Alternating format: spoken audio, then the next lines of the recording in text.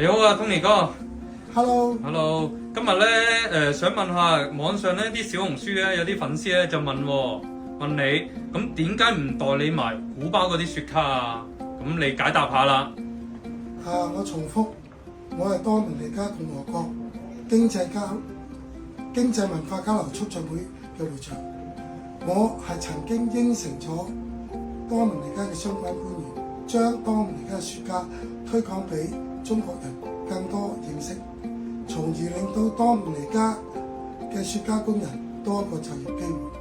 所以我主力係先介紹多明尼加嘅雪茄，其他嘅嘢一步一步嚟。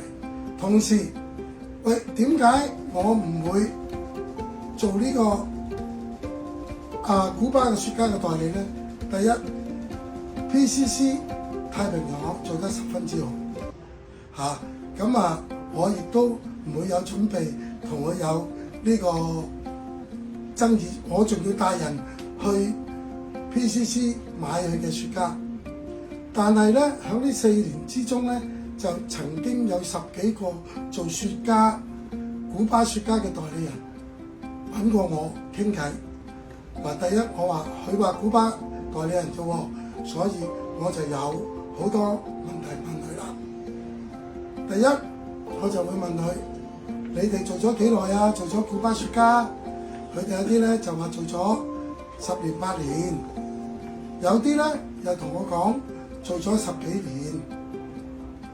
咁我就問佢啦：第一，你係咪古巴人？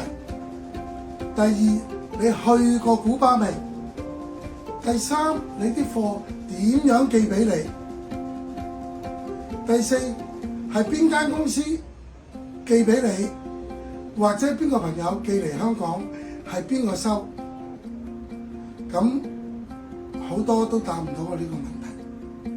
有冇古巴嘅出口證？咁你喺香港做咗10年8年，或者做咗10幾年，有冇攞咗煙草進出口牌照香港？咁我知道其中一間克羅洛斯就最先嘅香港海關5月31號嚟嘅呢批貨打咗稅嘅，同埋咧佢哋有拉神嘅，拉神編號幾多號，全部有喺度嘅。